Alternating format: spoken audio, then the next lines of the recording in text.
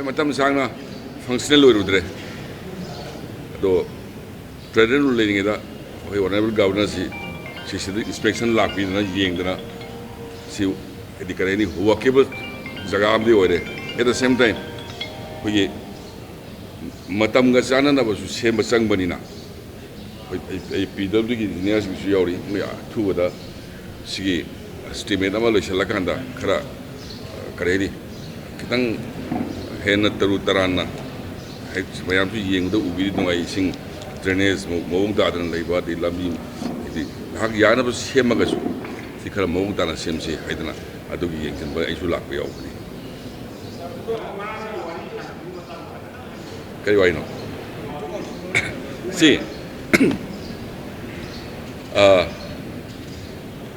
IDP ꯂꯩꯔꯤ ꯃꯌꯥꯝꯁꯤ ꯃꯐꯝ ꯆꯥꯅ ꯆꯥꯅ ꯍꯟꯖꯤꯟꯈꯤꯅꯕ ꯍꯣꯠꯅꯕꯗ ꯈ꯭ꯋꯥꯏꯗꯒꯤ ꯃꯔꯨꯑꯣꯏꯅ ꯗꯔꯀꯥꯔ ꯂꯩꯔꯤꯁꯤ ꯀꯝꯃꯨꯅꯤꯇꯤ ꯑꯅꯤꯒꯤ ꯃꯔꯛꯇ ꯂꯩꯔꯤꯕ ꯇ꯭ꯔꯁ ꯊꯥꯖꯅꯗꯕ ꯄꯣꯠꯇꯨꯅꯤ ꯁꯝꯅ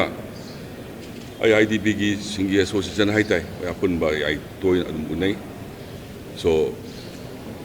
ꯃꯣꯏꯁꯨ ꯑꯗꯨꯝ ꯊꯨꯅ ꯍꯟꯅꯤꯡꯕ ꯍꯥꯏꯗꯨꯅꯤ ꯑꯗꯨꯕꯨ ꯁꯤꯝꯄꯜ ꯑꯦꯟ ꯑꯦꯛꯖꯥꯝꯄꯜ ꯃꯣꯔꯦꯁꯦ ꯍꯟꯖꯜꯂꯦꯅ ꯈꯜꯂꯁꯤ ꯃꯅꯤꯄꯨꯔꯒꯤ ꯂꯩꯔꯤꯕ ꯁꯦꯀ꯭ꯌꯨꯔꯤꯇꯤꯁꯤꯡ ꯑꯗꯒꯤ ꯑꯩꯈꯣꯏꯒꯤ ꯁꯦꯟꯇ꯭ꯔꯦꯜ ꯐꯣꯔꯁꯁꯤꯡ ꯃꯣꯏꯅ ꯁꯨꯝ ꯉꯥꯛꯑꯒ ꯍꯤꯡꯗꯣꯔꯤꯔꯕ ꯍꯥꯏꯗꯤ ꯖꯁ ꯑꯩꯁꯨ ꯅꯣꯏꯅ ꯑꯩꯉꯣꯟꯗ ꯍꯪꯗꯕꯩꯅ ꯑꯩꯁꯨ ꯃꯌꯥꯝꯗ ꯍꯪꯖꯒꯦꯕ ꯁꯨꯝ ꯉꯥꯛꯑꯒ ꯁꯤꯕꯥꯏꯅ ꯉꯥꯛꯑꯒ ꯍꯤꯡꯕ ꯌꯥꯒꯗ꯭ꯔꯕ ꯌꯥꯒꯗ꯭ꯔꯥ ꯁꯣ ꯑꯦꯠ ꯗꯤꯁ ꯖꯪꯛꯆꯔ ꯑꯩꯈꯣꯏꯅ ꯗꯔꯀꯥꯔ ꯂꯩꯔꯤꯁꯤ ꯀꯝꯃꯨꯅꯤꯇꯤ ꯑꯅꯤꯁꯤ ꯊꯣꯛꯈꯤꯕ ꯏꯔꯥꯡꯗꯨ ꯀꯥꯎꯊꯣꯛꯅꯔꯒ ꯊꯥꯖꯅꯕ ꯑꯃ ꯄꯨꯔꯛꯇ꯭ꯔꯒꯗꯤ ꯑꯩꯈꯣꯏꯁꯨ ꯃꯣꯔꯦꯗ ꯆꯠꯂꯒ ꯂꯩꯔꯨꯕ ꯅꯨꯡꯉꯥꯏꯇꯦ ꯃꯣꯏꯁꯨ ꯁꯤꯗ ꯂꯥꯛꯅꯤꯡꯗ꯭ꯔꯤ ꯁꯣ ꯃꯗꯨꯒꯤ ꯕ꯭ꯔꯤꯖ ꯑꯃ ꯍꯥꯏꯇꯥꯔꯦ ꯑꯗꯨꯒꯤ ꯁꯔꯀꯥꯔꯅ ꯏꯟꯚꯥꯏꯠ ꯇꯧꯕꯗ ꯃꯣꯏ ꯏꯝꯐꯥꯜꯃꯛꯇꯗꯤ ꯃꯅꯤꯄꯨꯔꯗꯤ ꯂꯥꯛꯄ ꯅꯨꯡꯉꯥꯏꯈꯤꯔꯣꯏ ꯍꯥꯏꯗꯅ ꯑꯗꯨꯗꯤ ꯀꯗꯥꯏꯗ ꯌꯥꯅꯤ ꯒꯨꯋꯥꯍꯥꯇꯤꯗ ꯂꯥꯛꯀꯦ ꯍꯥꯏꯅ ꯂꯥꯛꯄꯅꯤ ꯆꯍꯤ 3 ꯐꯥꯗꯧꯕꯁꯤꯗ ꯑꯃꯨꯛꯇ ꯋꯥꯔꯤ ꯁꯥꯟꯅꯁꯤ ꯌꯥꯗꯕ ꯋꯥꯔꯤ ꯁꯥꯁꯦꯅ ꯌꯥꯔꯛꯏꯗꯣ ꯑꯩꯗꯤ ꯏꯠꯁ ꯑꯦ ꯚꯦꯔꯤ ꯒꯨꯗ ꯊꯤꯡꯅꯤ ꯍꯧꯖꯤꯛ 26ꯅꯤ ꯐꯥꯔꯁ ꯋꯤꯟꯀꯣ ꯑꯗꯨꯒ ꯑꯦꯅꯤ ꯒ꯭ꯔꯨꯞ ꯑꯩ ꯁꯤꯗꯩꯗ ꯀꯣꯔꯀꯣꯃꯤ ꯀꯥꯡꯕꯨ ꯏꯆꯤꯟ ꯏꯅꯥꯎ ꯃꯌꯥꯝꯁꯨ ꯀꯧꯔꯒ ꯋꯥꯔꯤ ꯁꯥꯏ ꯍꯥꯏꯗꯤ ꯉꯁꯤꯒꯤ ꯅꯨꯃꯤꯠꯁꯤ ꯉꯁꯤꯒꯤ ꯃꯇꯝꯁꯤ ꯀꯔꯤꯒꯨꯝꯕ ꯃꯈꯜ ꯑꯃꯗꯒꯤ ꯀꯟꯐꯔꯟ ꯇꯧꯅꯕ ꯌꯥꯕ ꯃꯇꯝ ꯅꯠꯇꯦ ꯇꯁꯦꯡꯅ ꯊꯃꯣꯏ ꯁꯦꯡꯅ ꯁꯥꯟꯇꯤ ꯄꯨꯔꯛꯁꯤ ꯍꯥꯏꯔꯒꯗꯤ ꯇꯧꯈꯤꯕ ꯊꯣꯛꯈꯤꯕ ꯃꯌꯥꯝ ꯑꯃ ꯖꯁ ꯐꯣꯔꯒꯤꯞ ꯑꯦꯟ ꯐꯣꯔꯒꯦꯠꯅꯦꯁ ꯀꯥꯎꯊꯣꯛꯅꯗ꯭ꯔꯒꯗꯤ ꯁꯤꯝꯄꯜ ꯑꯦꯛꯖꯥꯝꯄꯜ ꯏꯕꯨꯡꯉꯣꯁꯤ ꯃꯣꯔꯦꯗꯩꯅꯦꯕ ꯁꯣ IDPꯁꯤꯡꯅ ꯌꯨꯝ ꯆꯪꯒꯦ ꯍꯥꯏꯔꯤꯕ ꯅꯪ ꯆꯪꯉꯒ ꯂꯩꯕ ꯉꯝꯒꯗ꯭ꯔꯕ the answer is no so we need forgive and forgetness ꯑꯗꯨꯅ ꯑꯗꯨ ꯍꯥꯏꯒꯦ ꯑꯗꯨꯅ ꯑꯗꯨ ꯇꯧꯒꯦꯅ ꯆꯠꯄ ꯇꯥꯔꯒꯗꯤ ꯅꯨꯡꯁꯤꯅꯕꯒꯤ ꯂꯝꯕꯤꯗꯨ ꯄꯨꯔꯛꯇ꯭ꯔꯒꯗꯤ ꯀꯃꯥꯏꯅ ꯆꯪꯗꯣꯏꯅꯣꯕ ꯑꯩꯈꯣꯏ ꯁꯣ ꯃꯣꯏꯁꯨ ꯁꯤꯗ ꯂꯥꯛꯄ ꯀꯤꯔꯤꯕ ꯑꯩꯈꯣꯏꯁꯨ ꯆꯠꯄ ꯀꯤꯔꯤꯕ ꯊꯥꯖꯅꯕ ꯂꯩꯇ꯭ꯔꯤꯕ ꯁꯣ ꯑꯩꯒꯤ ꯈꯣꯡꯆꯠꯇꯨ ꯊꯥꯖꯅꯕ ꯄꯨꯔꯛꯄꯒꯤ ꯏꯍꯥꯟ ꯍꯥꯟꯕ ꯕ꯭ꯔꯤꯖꯅꯤ ꯚꯥꯔꯠꯀꯤ ꯄ꯭ꯔꯙꯥꯟ ꯃꯟꯇ꯭ꯔꯤꯅ ꯄꯥꯔꯂꯤꯌꯥꯃꯦꯟꯗ ꯃꯅꯤꯄꯨꯔ ꯀꯥꯏꯕ ꯌꯥꯔꯣꯏ ꯍꯥꯏꯔꯕ ꯄꯣꯠꯅꯤ ꯑꯗꯨꯋꯥꯏꯗꯨꯗ ꯑꯩ ꯌꯥꯝ ꯀꯟꯅ ꯅꯩꯅꯕ ꯇꯜꯂꯤ ꯑꯣꯅꯦꯁꯂꯤꯀꯣ ꯍꯥꯏꯗꯤ ꯚꯥꯔꯠꯀꯤ ꯄ꯭ꯔꯙꯥꯟ ꯃꯟꯇ꯭ꯔꯤꯅ ꯃꯅꯤꯄꯨꯔ ꯀꯥꯏꯔꯣꯏ ꯃꯅꯤꯄꯨꯔ ꯏꯟꯇꯦꯛ ꯑꯣꯏꯅ ꯂꯩꯅꯤ ꯍꯥꯏꯔꯕ ꯄꯣꯠꯇꯨꯗ ꯑꯗꯨꯋꯥꯏꯒꯤ ꯁ꯭ꯇꯦꯖꯗ ꯑꯩ ꯋꯥꯔꯤ ꯁꯥꯕꯗꯤ ꯑꯩ ꯅꯨꯡꯉꯥꯏꯇꯦꯅ ꯈꯜꯂꯤ ꯗꯦꯟ ꯁꯦꯀꯦꯟꯂꯤ ꯁꯔꯀꯥꯔꯒꯤ ꯕꯐꯔ ꯖꯣꯟ ꯍꯥꯏꯕ ꯂꯩꯇꯦ ꯑꯗꯨꯗꯤ ꯃꯣꯏꯒꯤ ꯋꯥꯈꯜꯗꯒꯤ ꯍꯥꯏꯖꯕ ꯑꯣꯏꯔꯝꯒꯅꯤ ꯋꯥꯔꯤ ꯁꯥꯕꯗꯁꯨ ꯑꯩ ꯁꯦꯟꯁꯤꯇꯤꯚ ꯖꯣꯟ ꯑꯗꯨꯝ ꯍꯥꯏꯕꯅꯤ ꯀꯣ ꯁꯔꯀꯥꯔꯗ ꯃꯅꯤꯄꯨꯔ ꯁꯔꯀꯥꯔꯗ ꯕꯐꯔ ꯖꯣꯟ ꯍꯥꯏꯕ ꯂꯩꯇꯦ ꯁꯦꯟꯁꯤꯇꯤꯚ ꯖꯣꯟ ꯍꯥꯏꯕꯗꯤ ꯀꯩꯁꯨ ꯀꯥꯏꯗꯦ ꯃꯔꯝꯗꯤ ꯊꯥꯖꯅꯕ ꯂꯩꯇ꯭ꯔꯤꯕꯅꯤ나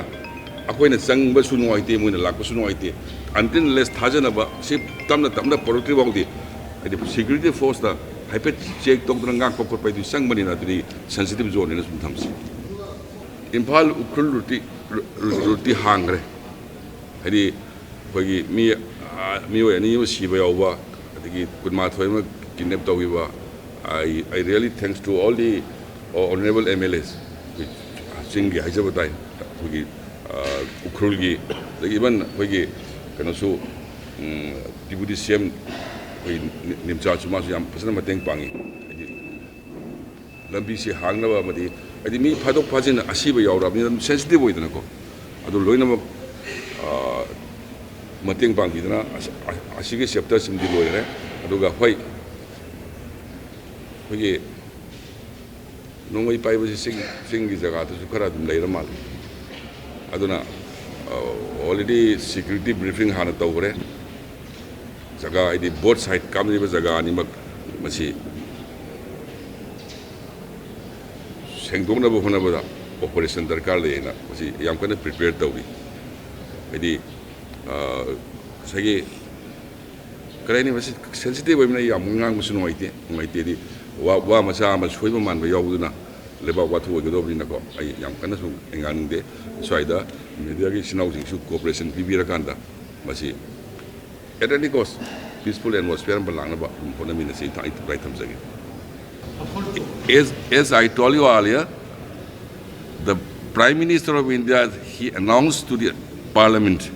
Manipur की ngam kai ba yaroe already announced तो उस बात में मैं क्या बोलूं भारत की प्रधानमंत्री ही बोल रहा है तो मैं क्या बोलूं सर और देखो सवाल है जो काउंसिल की तरफ से कौन-कौन सा डिमांड आपकी तरफ से है और आपकी तरफ से क्या-क्या कमिटमेंट है सी कुछ डिमांड नहीं है कुछ कमिटमेंट नहीं है only my approach for the peace process शांति लाने का तो मेरा आईडीपी मतलब बोथ साइड की आईडीपी तो अपने ही है कुकी का भी मैते का भी तो वो लोग भी यहाँ आ सके तो हम लोग भी उधर जा सके बस उसकी चर्चा हुआ अच्छा to just there was a firing incident in Bukavu area just really income any comment regarding that regarding security measures very unfortunate very unfortunate ऐसा नहीं होना चाहिए Sir, before you leave Imphal, you have a meeting with Home Minister along with Governor and DG also. So, in virtual meeting, sir, what are the points discussed on the meeting and what? से कुछ बात होता है सरकार की सबको बताया नहीं जाता है कुछ बात होता है बताया जाता है इतना बताना था मैं आप लोग को बता चुका Sir, when do this highways open? Highway तो खोले हुए सब जा रहा है even some few friends of mind Dimapur से आए हुए हैं किसी ने चेक नहीं करते but trust is not there तो मैं आपको बोल रहा ट्रस्ट इज नॉट देयर सब डरते हैं जाने में वो लोग भी आने में डरता है हम लोग भी जाने में डरता है तो जो नहीं डरते वो जा रहे हैं सब हमको तो चाहता है यहाँ आ जाओ तो this is the first time इनको थोड़ा अनकंफर्टेबल फील हुआ होगा तो आई विल ट्राई आप जब आपने सही सवाल पूछा I will try my level best तो यहाँ आने के लिए मैं रिक्वेस्ट करेंगे हाँ यू आर राइट हम भी सोचते हैं तो ये ट्रस्ट डिफिसिट को धीरे धीरे मतलब ख़त्म करने के लिए ऐसे I will give you one example मैं जिरीबाम गए मैं मार की घर में भी गए मैतेई के पास भी गए तो इस बार जाएंगे तो कुकी के घर में भी जाएंगे देन पाइटी लोग के घर में भी जाएंगे सो हर चीज़ जल्दी नहीं होता है we need step by step क्योंकि एज यू नो दैट मतलब मोर देन 2 years मणिपुर कैसे थे तो वो सब चीज़ को तो हम लोग रियलाइज़ करना पड़ेगा ना एक दिन में सब कुछ नहीं होता है सी सबकी अपना अपना सेंटीमेंट है तो हम सब सेंटीमेंट को जोड़ के जाना है but as I told all of you earlier also हम 36 कम्युनिटी ने मणिपुर बनाया है we should think for all the communities inhabiting in our state जय हिंद